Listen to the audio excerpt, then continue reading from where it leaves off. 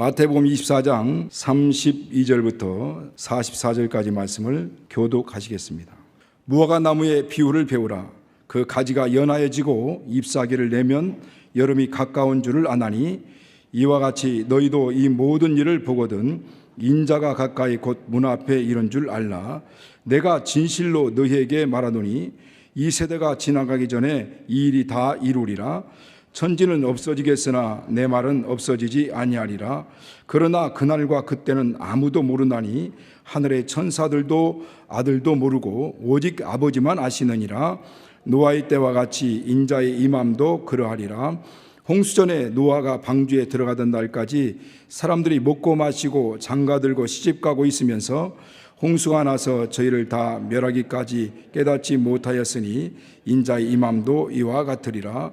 그때에 두 사람이 밭에 있음에 하나는 데려감을 당하고 하나는 버려둠을 당할 것이요 두 여자가 매를 갈고 있음에 하나는 데려감을 당하고 하나는 버려둠을 당할 것이니라.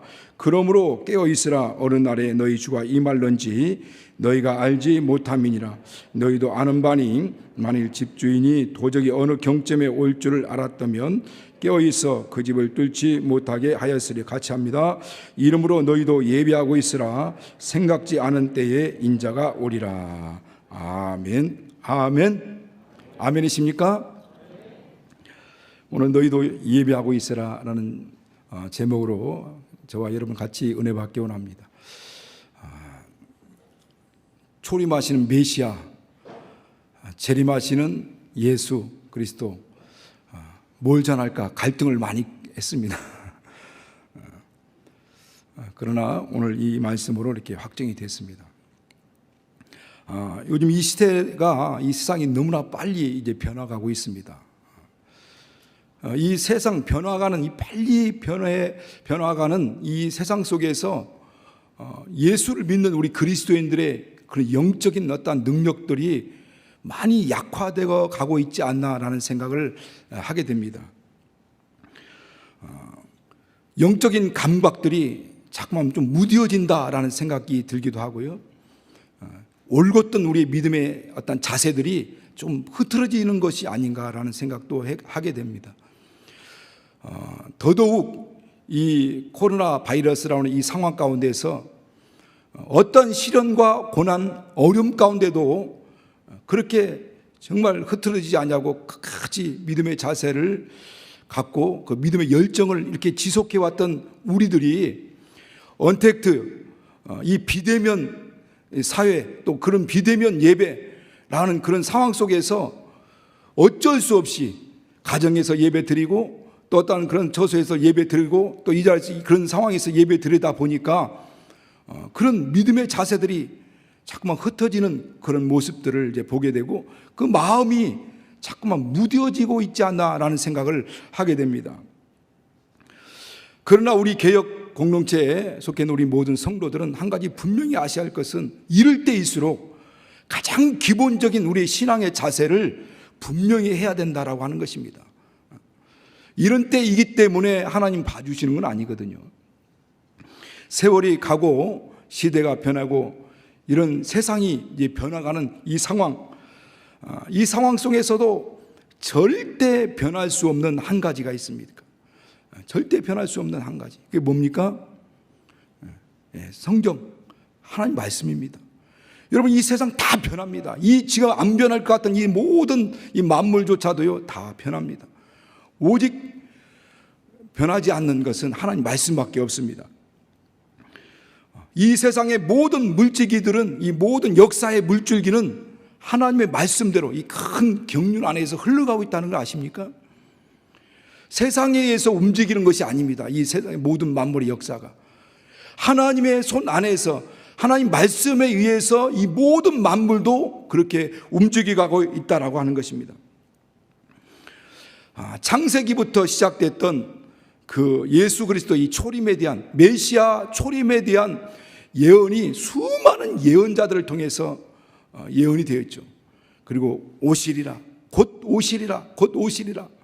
그렇게 창세기부터 시작됐던 메시아의 초림에 대한 예언들이 수많은 선지자들을 통해서 계속 예언되어 왔는데 그 어느 순간에 바로 예수, 메시아 되신 예수께서 저 예루살렘 그 베들레헴의 그 마구간에서 오심으로 인하여서 완전히 응하였죠. 이 성경 전체가 다 응하여진 겁니다. 약속했던 메시아의 그 초림에 대해서 예언했던 그 선지자들의 예언들이 다 이루어졌고, 오늘날 우리는 그 성탄의 기쁨을 오늘도 찬양하기도 하고 또 우리는 기뻐하고 즐겨하기도 합니다. 이 메시아의 초림을 마귀는 알았죠. 그래서 어쨌든 이것을 막아보려고 헤롯이라고 하는 이 어떤 세상 권세자들을 동원해 가지고 이것을 막아보려고 했지만은, 그러나 하나님의 그 경륜을 그 누구도 막을 수는 없습니다. 그 누구도 하나님이 하시고자 하는 일들을 막을 자는 없는 겁니다.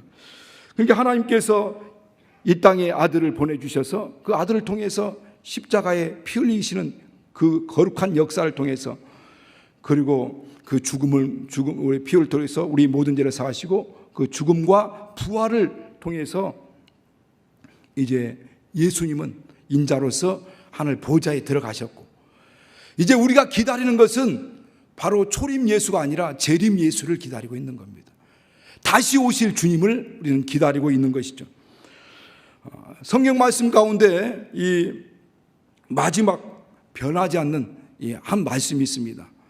마지막 말씀이 뭐냐면 요한계시록 22장 20절 21절 말씀이죠. 뭐라고 말씀하냐면, 이것을 증가하신 이가 가라사대 볼지어다 내가 속히 오리라 하시거늘 아멘. 주 예수여 오시옵소서. 이 주 예수 은혜가 모든 사람들에게 있을지어다 라고 요한계시록 모든 이 성경 창세기부터 시작된 성경의 대단원에 막이 내리는 겁니다. 그것으로 모든 성경이 이제 이렇게 마무리되는 거죠. 아멘. 주 예수여 오시옵소서. 이게 우리의 가장 큰 소망입니다. 믿지 못하시는 분들도 많이 있더라고요. 뭘 믿지 못하느냐? 이 북한에도요, 이 복음이 증거돼 가지고 그곳에서도 예수 믿는 사람들이 있다고 합니다. 저는 매달마다 이 선교 소식지를 이제 받고 있는데, 거기에서 지하 교인들이 예배를 드리는데 정말 그들이 아주 눈물의 예배를 드리죠. 그런데 말을 할 수 없고 이 소리를 낼 수 없으니까 벙어리 예배를 드립니다.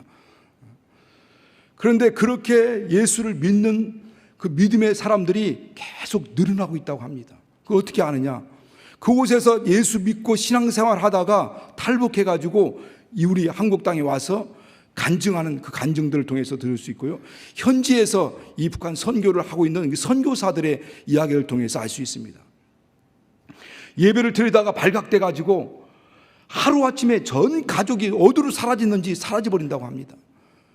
그 정말 이 엄청난 이 핍박과 두려움 가운데 있는데 그들은 그곳에서 예배를 드렸는데 그 수들이 자꾸만 늘어나고 있다는 거죠. 이렇게 저렇게 편지가 연결돼 가지고 이렇게 전달되어 오는데, 그 편지의 가장 인사말은 뭐냐면, 이 모든 인사말이 공통적으로 이렇게 그런 인사말이 있다고 합니다. 그것은 예수 그리스도 다시 오심에 대한 인사말로 시작한다는 거죠. 철의 장막으로 아주 꽝꽝 묶여 있는 그곳, 정말 어떤 이 은혜가 흐르지 않을 것 같은 그곳에도 은혜가 흐르고 있다라고 하는 거죠. 그곳에 복음이 전달되고 있다라고 하는 겁니다. 그들의 소망은 오직 예수 그리스도 다시 오신 말을 기다리는 거예요. 다른 소망이 없는 겁니다. 어떤 소망 기댈 것이 없어요. 예수 그리스도 살아계심에 대한 믿음과 예수 그리스도 다시 오심에 대한 그 소망 외에는 다른 소망이 없습니다. 그래서 그 소망을 가지고 기다리고 있는 겁니다. 여러분, 그리스도인들이 누굽니까? 그리스도의 신부로서 다시 오실 신랑 되신 예수 그리스도를 기다리는 사람들이 그리스도의 신입니다. 그리고 그 신랑이 오실 때 그 신랑 되신 예수 그리스도와 함께 정말 영원한 나라에 들어가 함께 하나님과 함께 사는 삶을 꿈꾸는 사람들이 바로 그리스도인들이죠. 2000년 전 말씀이 육시되어 이 땅에 오신 예수님, 그분이 우리의 모든 죄를 담당하시고 십자가에서 피 흘리심으로 말미암아 우리 인류의 모든 죄를 다 대속하셨습니다. 대신 속죄하셨어요. 그리고 우리를 믿는 자마다 우리를 죄에서 속량 구원해 주신 겁니다. 그리고 그분이 부활을 통해서 사망 권세자 마귀의 모든 사망 권세를, 죽음의 권세를 완전히 깨버렸어요. 머리를 깨버리고, 그리고 그분만이 우리의 구원자시고 그분만이 왕이시고 예수 외에는 구원받을 자가 아무도 없다라고 하는 것을 만천하에 선포하신 겁니다. 예수만이 구원자이시다, 예수 외에는 다른 구원자가 없다라는 것을 만천하에 부활을 통해서 사망 권세를 깨면서 나타내 주신 겁니다. 그리고 그분이 승천하셨어요. 그러시면서 그분이 말씀하셨어요. 내가 가면 너희를 위해서 처소를 예비하고 처소가 예비되면 다시 와서 너희를 데려다가 나 있는 곳에 있게 할 것이다. 그곳에 있게 하고, 그리고 나는, 예수님이 나는 너희와 함께 세세 무궁토록 함께 할 것이고 너희는 나로 말미암아 영광을 얻을 것이다 라고 주님 말씀하셨습니다. 이 모든 성경을 요약해 놓은 말씀과 같이, 이 모든 것들을 요약해 오는 말씀과 같은 것이, 그 말씀이 어떤 말씀이냐면 요한계시록 21장 1절부터 8절까지 있는 말씀입니다. 좀 긴데 우리가 또박또박 한번 같이 읽도록 하겠습니다. 시작. 또 내가 새하늘과 새 땅을 보니 처음 하늘과 처음 땅이 없어졌고 바다도 다시 있지 않더라. 또 내가 봄에 거룩한 성 새 예루살렘이 하나님께로부터 하늘로서 내려오는더니 그 예비한 것이 신부가 남편을 위하여 단장한 것 같더라.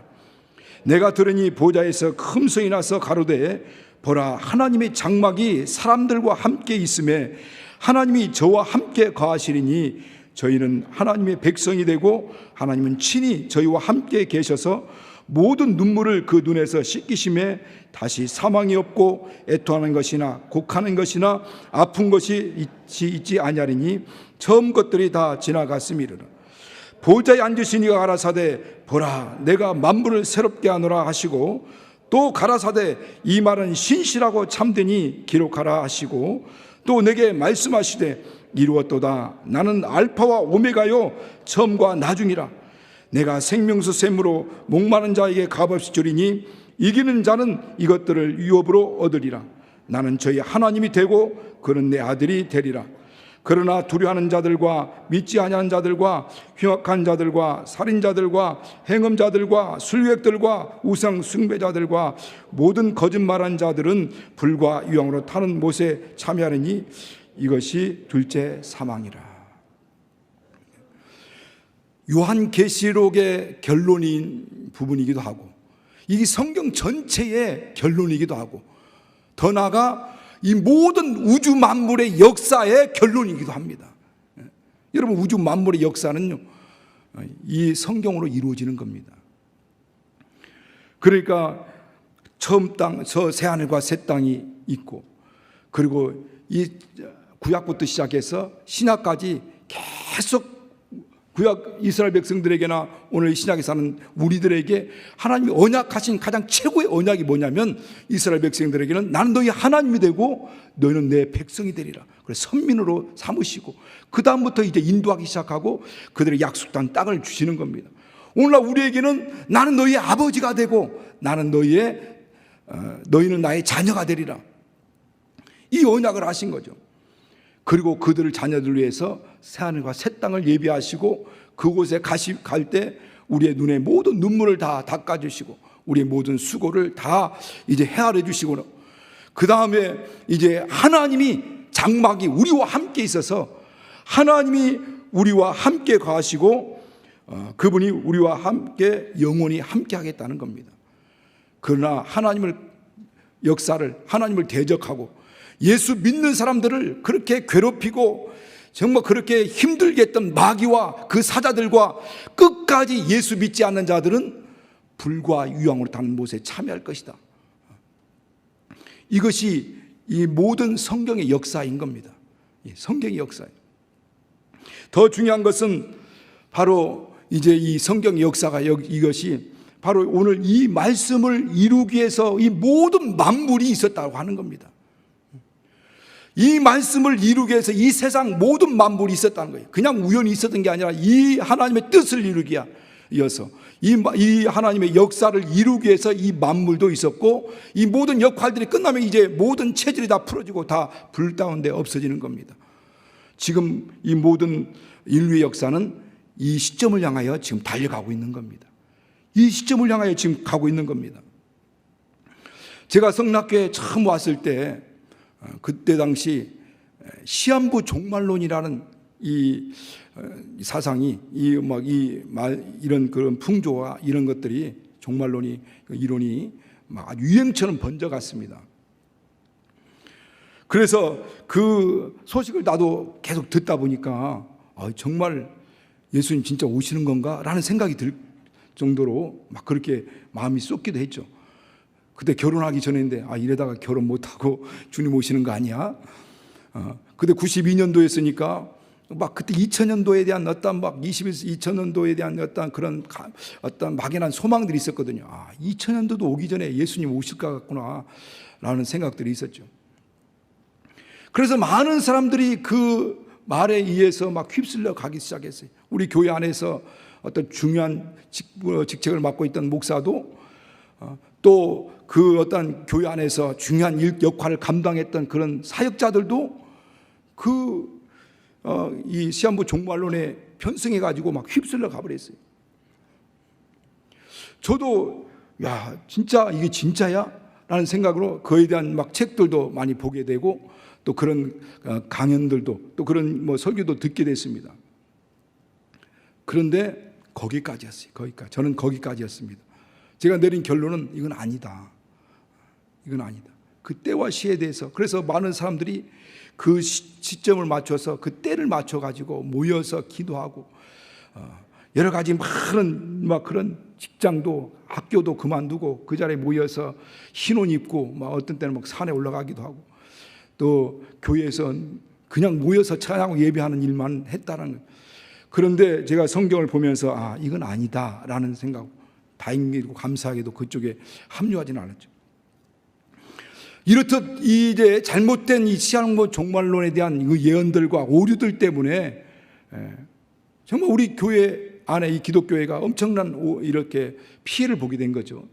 마치 이솝 우화에 나오는 양치기 소년이 심심풀이로 늑대다라고 하는 이 거짓말로 인하여서 진짜 늑대가 나타났는데 동네 사람들이 믿지 않아 가지고 이 엄청난 어떤 손해를 보게 되는 것처럼, 오늘날 이와 같은 일들이 이 한국 교회에 나타나고 있는 겁니다. 이런 현상들이 나타나는 겁니다.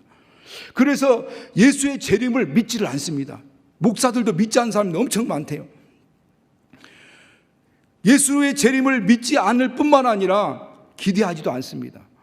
그런데 예수의 재림이 있을 거라고 생각하지만은 예수의 재림에 대해서 인정하지 않고, 그렇게 대수롭지 않게 생각하고, 또 그렇게 관심 없이 지내가는 사람들이 대다수라는 거죠. 이는 마치 이제 혼인잔치를 앞둔 신부가 신랑을, 이제 오실 신랑을 기다리고 있어야 되는데, 혼인잔치를 앞둔 신부가 신랑을 기다리지 않는 거예요. 그리고 그냥 아무 기대도 하지 않고, 기다리지도 않고, 준비도 하지 않고, 그리고 딴짓 사는 겁니다. 딴짓. 마치 예수의 재림과 예수 그리스도 오실 것에 대해서 생각지 않은 것은 바로 이와 같은 현상들이라는 것을 오늘 성경을 통해서 말씀하고 있는 거죠. 그러나 우리가 분명히 기억해야 됩니다. 예수님, 초림하신 예수님, 메시아 오리라 하더니 수천이 지나서 결국 예수님 오셨습니다. 그런 것처럼 예수님은 다시 오십니다. 다시 오십니다. 그분이 이 땅에 오실 때는 바로 신랑으로서 신부된 이 교회를 데리러 오시는 거죠. 베드로후서 3장 8절부터 13절에 보면은 그런 말씀이 있습니다. 하나님께는 천년이 하루 같고 하루가 천년이 같은 이 한 가지를 잊지 말라. 어떤 사람들이 말하기를 주의 날이 더디다고 생각하지만은 주의 날이 더딘 것이 아니라 하나님께서 오래 참으사 아무도 멸망치 않고 다 회개하여 구원받기를 위하여 일부러 하나님 뜻 안에서 기다리고 계신다라고 하는 겁니다. 그러나 주의 날은 도적같이 올 것이라는 거예요. 그날의 모든 체질이 다 풀어질 것이라는 겁니다. 하늘이 모든 소리나면 다 떠나가고 모든 체질이 다 불에 풀어지듯 풀어질 것이라는 거예요. 그러나 예수를 믿는 자는 의에 거하기 때문에, 의 안에 거하기 때문에 그들만이 새하늘과 새 땅을 보리라. 오늘 아까 계시록 21장 1절부터 8절 말씀 우리가 읽었듯이 결국 새하늘과 새 땅을 봄으로 이 모든 하나님의 역사, 이 만물의 역사가 이제 다 이루어질 것이다 라고 하는 겁니다. 그러면 우리 그리스도인들은 어떻게 해야 되느냐? 주의 날이 임하기를 간절히 바라고 거룩함과 경건함으로 그날을 기다리고 소망하고 있어야 된다라는 것을 오늘 베드로후서 3장 8절부터 23절 말씀을 통해서 우리에게 말씀하는 겁니다. 오늘 이 본문 24장 말씀 전체를 이제 정리해 보면 두 가지로 말씀드릴 수 있는데, 그것은 뭐냐면 예수님, 주님이 오신다고 할 때 그때는 어느 때입니까? 어느 때 주님 오시는 겁니까? 라고 하는 것과, 그럼 주님 오실 때는 무슨 징조, 어떤 징조가 있겠습니까? 라는 말씀입니다. 주님이 때는 어느 때입니까? 어느 때 오시는 겁니까? 라는 말씀에 대해서는 우리가 36절도 말씀하고 있죠. 그때와 날은, 그날과 그때는 아무도 모른다. 그때와 그날은, 그날과 때는 아무도 모른다. 천사도 모르고, 더 나아가 이 아들도 모르고, 나도 모르고, 인자도 모르고, 오직 아버지만 아신다. 그래서 사도행전 1장 7절을 이렇게 말씀합니다. 때와 기한은 아버지가 자기 권한에 두셨으니 너희 알 바 아니오, 이렇게 말씀합니다.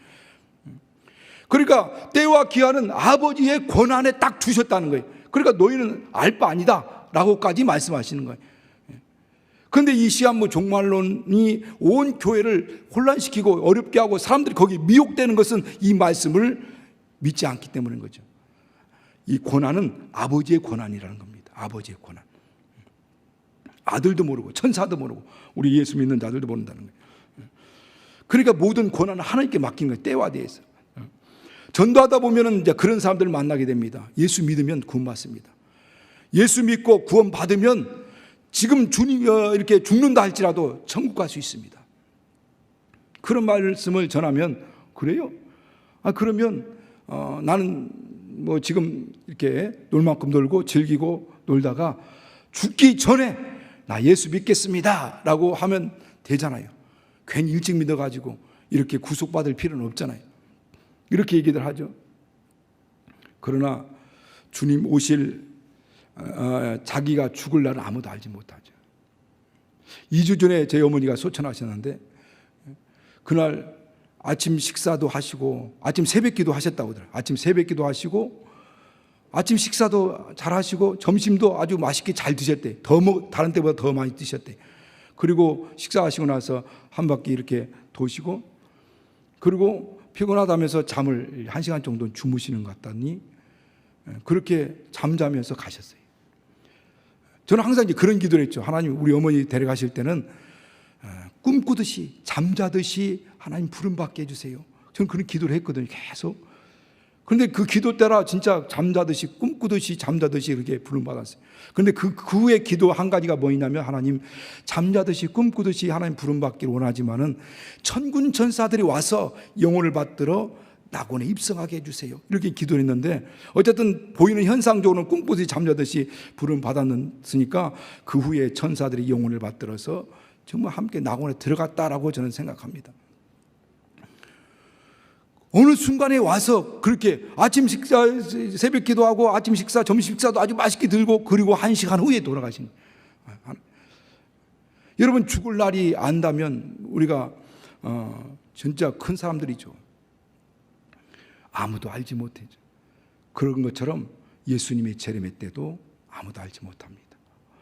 오늘 주님이 나 영혼을 부르실지, 오늘 주님이 이 땅에 오실지, 그건 아무도 알지 못합니다.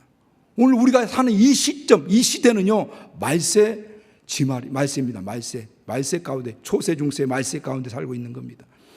성령 강림을 사도행전 2장 17절에는 말세에 이루어질 하나님의 역사라고 성경은 말씀하고 있어요. 2장 17절에. 내가 말세에 남종과 영계 내 영을 부어준다고 했으니까. 그래서 성령이 강림하신 이후로 이 시대는 말세를 지금 치닫고 있는 겁니다. 그렇게 2000년이 지났습니다. 오늘 이 시대는 말세 가운데서도 말세 끝날이라고 하죠. 말세 끝대입니다. 끝대. 그래서 오늘날 이 시대, 오늘 지금 살고 있는 이 시점에 예수님 오신다고 할지라도 아무것도 이상할 것이 없습니다. 왜? 이미 주님이 오신다는 약속은 내가 속히 오신다 하셨으니 곧 주님 오실 날은 이제 이때 오셔도 아무 우리는 할 말이 없는 거죠. 이상할 것이 없는 겁니다. 이때 우리가 해야 될 일이 있습니다. 그것은 깨어 있는 겁니다. 준비하고 있으라는 겁니다. 준비하고. 그래서 오늘 예비하고 있어라. 곧 주님 오실 것을 준비하고 있어라. 마치 신부가 신랑을 맞기 위해서 혼인잔치에 들어가기 위한 맞아들이기 위해서 그렇게 준비하고 기다리듯이. 오늘 두 번째 질문, 주님이 재림의 때는 어떤 징조가 있습니까? 라고 했을 때 예수님께서 몇 가지를 통해서 말씀하셨죠. 첫 번째는 무화과 나무의 비유를 배우라. 가지가 연하해지고 잎사귀를 내면 여름이 가까운 줄 아나니 주님의 때도 이어갈 것이다. 이 무화과 나무는 이 이스라엘을 상징하는 나무입니다. 그리고 이 팔레스타인 지역에서는 이 무화과 나무가 연하해지고 잎사귀가 되면 여름이 가까웠구나라고 생각할 만큼 그 계절을 알 수 있는 나무죠. 그러니까 무화과 나무가 연하여지고 잎사귀를 내기 시작하는 것은 곧 이스라엘을 상징하는데, 성경적으로 오늘날 우리가 해석해 본다면 이스라엘 사람들이 마음이 이제 부드러워지고 예수 그리스도의 복음을 받아들일 수 있는 상태가 된다는 거예요. 그걸 어떻게 할 수 있냐면 로마서 11장 25절에 바울이 그렇게 말씀한 것이거든요. 이방인의 충만한 소가 들어오기까지 이스라엘 그 마음, 이스라엘 사람들의 마음을 더러는 완악하게 했다는 거예요. 더 많은 이방 사람들이 들어오도록 하기 위해서 이스라엘 사람들을 완악하게 했다는 거예요.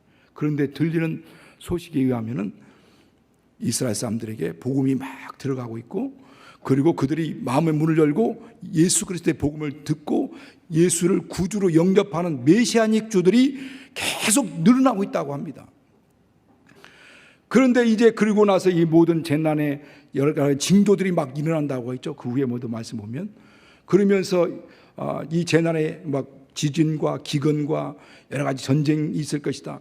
그러나 이것은 재난의 시작이 불과할 뿐이다. 그런데 마침내 예수가 오실 때가 되면은 그 직전에 어떤 일들이 벌어지냐면 그리스도의 이 복음이 만방, 천국 복음이 온 세계에 전파될 때 예수님 오실 것이다 라고 말씀합니다. 이 복음의 마지막 선교지가 어디라고 생각하십니까? 여러분들은 이 복음의 마지막 선교지, 주님께서 마지막 온천의 복음이 증거되면 예수님 오신다고 했는데 마지막 선교지가 어디라고 생각하십니까? 아마 이슬람권일 수도 있습니다. 그런데 제가 지난주에 이 선교지를 보니까 이 이란의 어떤 한 종족의 그 사령관이 우리 선교 단체에게 1000개 오디오 성경을 좀 보내달라고 부탁을 했대. 그 이슬람을 믿는 사람인데, 그러면서 이제 기도 부탁을 했더라고. 이것이 전달돼서 그들이 진짜 예수가 주님이라는 것, 예수가 구원자라는 것을 알게 해달라고, 그 들을 때 깨닫게 하는 역사가 있도록 기도해달라고 그런 부탁을 하시더라고. 그런데 여러분, 이슬람 세계에도 막 복음이 엄청나게 증거되고 있고요. 우리가 마지막 정말 복음의 불모지라고 했던 북한에도 지금 추정하기로는, 그냥 추정하는 인구면 수십만이 된다고 합니다. 뭐 정확하게는 알 수 없겠죠. 그런 쪽으로 이렇게 추정하고 있어요. 그러니까 저 아프리카 오지나 아마존 밀림지대나 복음이 들어가지 않은 곳이 없어요. 자, 그렇다면 주님이 말씀처럼 24장 14절에 있는 이 말씀처럼 이 천국 복음이 모든 민족에 증거되기 위하여 온 세상에 전파되니 그제야 끝이 오리라 라는 말씀대로 이것이 진리라는 걸 믿는다 한다면, 여러분, 주님이 오실 때는 가까워요. 이런 때 이런 일들이 일어나는 것을 볼 것 같으면 어떻게 하라고 했어요? 인자가 곧 문 앞에 와 있는 줄을 알라라고 33절에 말씀하죠. 이와 같이 너희도 이 모든 일을 보거든, 이와 같은 현상들이 지금 일어나는 것을 보거든 인자가 가까이 곧 문 앞에 있는 것을 알라, 이렇게 말씀합니다. 우리가 성탄절을 맞이해서 기뻐 즐거워하고 감사해야 되지만은, 그러나 더 중요한 것은 지금 주님이 문 밖에 와 계시다는 거예요. 문 열면 그것으로 끝나는 겁니다. 이 모든 역사는 다 끝나는, 이 세상 역사도 다 끝나고 기독교 역사도 다 끝나는 거죠. 그분이 이 땅에 오심을 통해서 모든 일들이 다 이루어지고 다 성취되는 겁니다. 그러니까 이 모든 현상들을 보면서 우리 알라는 거죠. 그러니까 이 무화과 나무가 연하여지는 모습, 이스라엘을 통해서 그 예수 재림의 때가 어느 때인지를 볼 수 있고, 또 한 가지 이 세상 어떠한 시대적인 징조를 통해서 예수 오실 때가 가까웠다는 걸 알고, 그래서 그 후에 말씀하죠. 이 모든 일을 보거든, 이 모든 일에 해당하는 그 가리키는 것이 24장 3절에서 14절 말씀인데, 우리 한번 4절부터 8절까지만 한번 읽겠습니다. 시작. 예수께서 이르시되 너희가 사람의 미혹을 받지 않도록 주의하라. 많은 사람이 내 입으로 와서 이르되 내가 그러라 하여 많은 사람을 미혹해 하리라. 난리와 난리 소문을 들을 때에 두려워 말라. 이런 일이 있어야 하되 끝은 아직 아니니라. 민족이 민족을, 나라가 나라를 대적하여 일어나겠고 처처에 기근과 지진이 있으니 이 모든 것이 재난의 시작이니라. 재림의 때가 오면 미혹하는 일들이 막 일어나, 거짓 선지자들이 막 일어나. 내가 예수다는 것뿐만 아니라 여러 가지 사람들, 예수 믿는 사람들을 미혹하려고 하는 이 세상 모든 풍조들, 모든 현상들, 모든 이론들, 그런 것들이 어떻게 하든 간에 예수 믿지 못하고 믿음에서 떨어지도록 타락시키려고 하는 이와 같은 이 거짓된 것들이 계속 여기저기서 막 일어난다고 하는 겁니다. 여러분, 지금 현재 우리가 믿음을 지키는 것이 얼마나 힘듭니까? 힘들어요? 안 힘들어요? 안 힘들어요? 감사합니다. 얼마나 힘들잖아요. 믿음을 지켜나가는 것이 얼마나. 지금 마귀는 자기 때가 얼마 남지 않은 것을 여러 가지 모든 세상 권세뿐만 아니라 이론과 풍조와 여러 가지 시대와 여러 가지 모든 상황들을 다 동원시킵니다. 그래서 할 수만 있으면 한 영혼이라도 믿음에서 떨어지게 만들려고 하는, 믿음에서 자꾸만 무너지게 만들려고 하는 일들이 계속 지금 일어나고 있다는 겁니다. 이 시대적인 징조를 통해서 알 수 있다는 거예요. 그래서 주님 계속 말씀, 정신 차려야 된다. 깨어 있어야 된다. 그러면서 또 한 가지, 그러니까 무화과나무 이스라엘이었던 상황을 통해서나 또 시대적인 징조를 통해서 또 한 가지 이 사회적인 상황을 통해서도 알 수 있다는 거예요. 그러면서 예수님 뭐라고 말씀하냐면 인자의 임하는 때는 노아의 때와 같다. 여러분, 창세기 6장 5절에 보면 노아가 홍수로 이 세상 홍수로 멸망할 때 이 세상이, 그때 그 상황이 어떻다는 것을 창세기 6장 5절 6절을 보면 나오거든요. 그때는 죄악이 관영하고, 그러니까 죄가 관영하다는 말은 아주 가득 찼다는 거예요. 가득, 온 세상에 죄로 가득 차 있는 거예요. 그리고 그들의 생각과 그들의 마음의 계획이 항상 악할 뿐임을 보시고, 그들이 생각하는 것이 꼭 원수짓만 하나님 원수짓, 하나님이 거역할 짓만 하는 거예요. 하나님이 안 기뻐 안 할 짓만 하는 거예요. 자꾸만. 그러면서 하나님 말씀이 뭐라고 말씀하면 사람 지었음을 한탄할 만큼. 그런데요, 여러분이 아셔야 될 것은 이 사회 현상이 노아의 때와 같은 그 정도면 그 정도이지 덜 하지는 않다는 거죠. 이 시대가 지금 이 노아의 때와 같은, 주님이 너무 한탄했던 그때, 오직 죄악이 온 세상에 가득 차고 관영했던 그때와 같은 상황들이 지금 이 시대의 상황이라는 겁니다. 이 사회적인 이런 조육, 이와 같은 현상들이라는 거죠.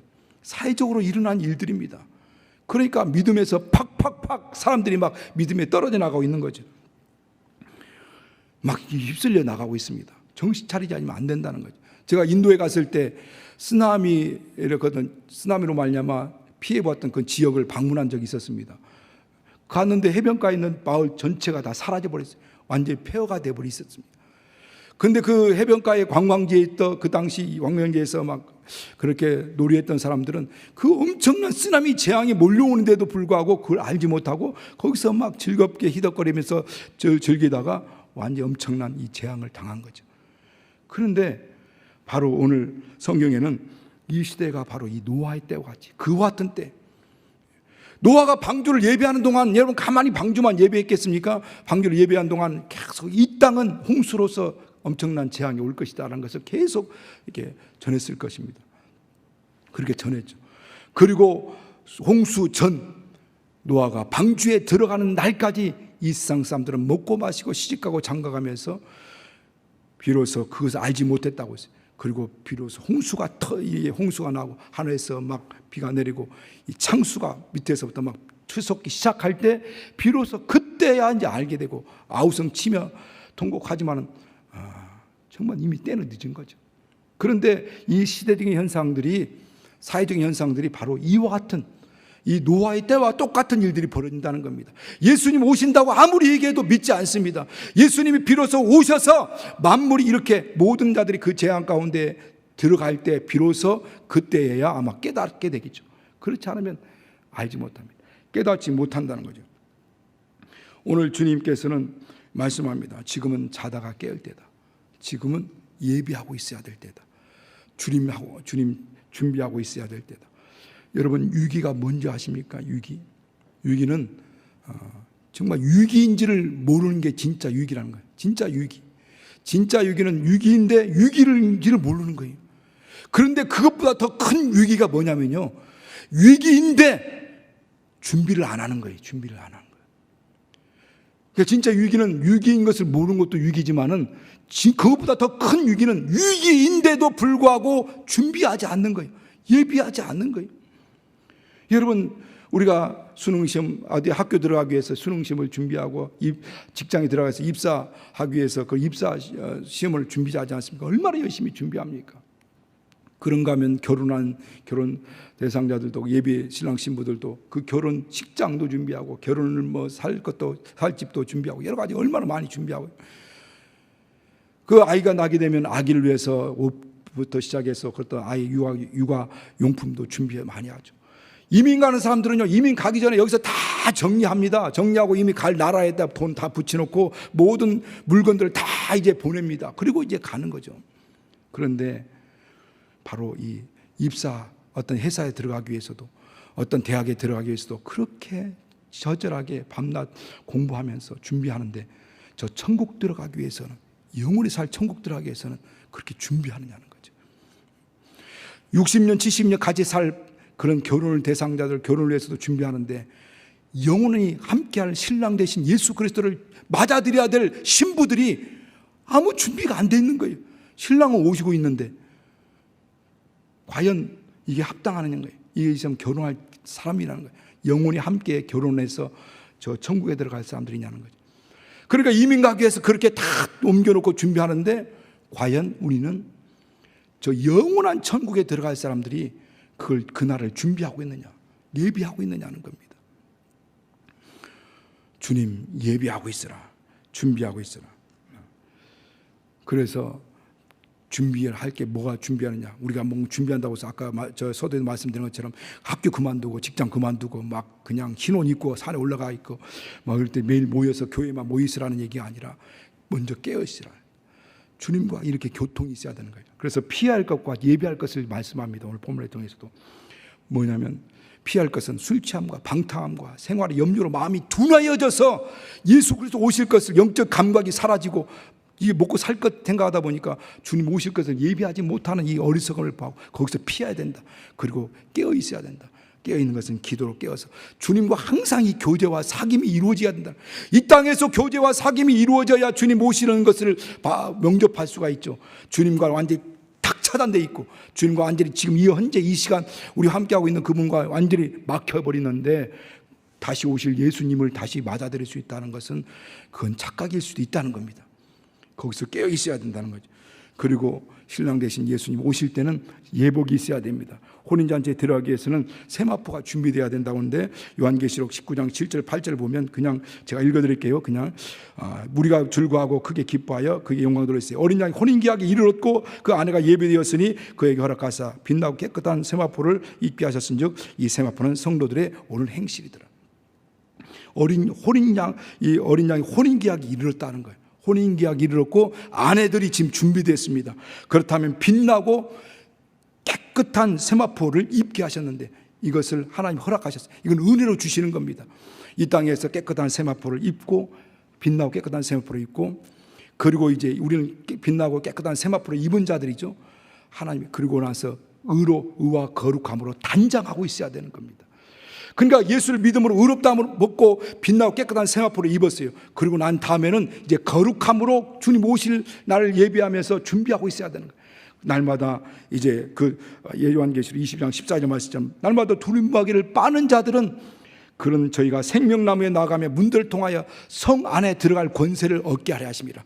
그러니까 생명나무에 나가고 문을 열고 그 성문 안에 들어가기 위해서는 날마다 이제는 빛나고 깨끗한 세마포를 입은 자들은 이제는 이것을 깨끗하게 날마다 거룩함으로 깨끗하게 해야 되는 거예요. 예수의 피로 씻어야 되는 거죠. 날마다 회개를 통해서 주님과 우리 관계를 회복하고 그리고 온전히 하나님과 만날 날을 준비하고 예비하고 있어야 된다는 겁니다. 주님 다시 오십니다. 반드시 다시 오십니다. 여러분 초림 예수로 우리가 맞이했지 않았습니까? 재림 예수는 반드시 오십니다. 그날에 이름 없는 영웅들이 주님을 맞이할 것입니다. 이 땅에서 드러나지 않고 나타나지 않고 숨은 가운데 정말 주님과 끈끈한 사랑의 관계를 회복하고 그리고 그곳에서 정말 이렇게 봉사하며 헌신하며 눈물과 피와 땀을 흘리며 아무도 알아주지 않고 인정해 주지 않지만 오직 주님께서 인정해 주실 것을 믿고 그렇게 수고하고 애쓰고 그렇게 살아갔던 그 이름 없는 영웅들이 지금 어디에 다 깔려 있어요. 그런 사람들이 첫째 부활에 들어가고 그리고 주님과 함께 영원토록 함께 영광을 받을 것입니다. 요한계시록 11장, 히브리서 11장은 그 이름 없는 영웅들의 일들에 대해서 이렇게 쭉 기록하고 있습니다. 주님 오실 날이 가까운데 이때 우리는 정말 이제 그리스도의 신부로서 우리를 의와 거룩함으로 우리를 단장하고 빛나고 깨끗한 세마포를 입고 날마다 예수의 보혈로 깨끗함 받고 주님 오실 때 방탕함과 술 취함으로 마음이 둔화져 있어 주님 오시는지도 알지 못하고 방황하는 자들이 아니라 주님 오실 때 아멘 주 예수의 오시옵소서 이렇게 성탄을 맞이해 주님 오셨듯이 다시 오실 주님 반드시 오실 걸 믿고 주님 오시는 그날 정말 이 첫째 부활에 들림받아 주님 혼인잔치에 참여하는 저와 여러분 되시게 해서 축원합니다. 이 시간 같이 기도할 때 성령으로 감동하여 주셔서 이렇게 해달라고 의와 거룩함으로 세마포를 입고 예수님 맞을 준비할 수 있도록 그리고 정말 우리 마음이 둔하지 않도록 예수의 피로 날마다 우리 거룩한 빛나고 깨끗한 세마포를 빨고 주님 맞을 준비할 수 있도록 예수 한번 부르시고 같이 기도합니다.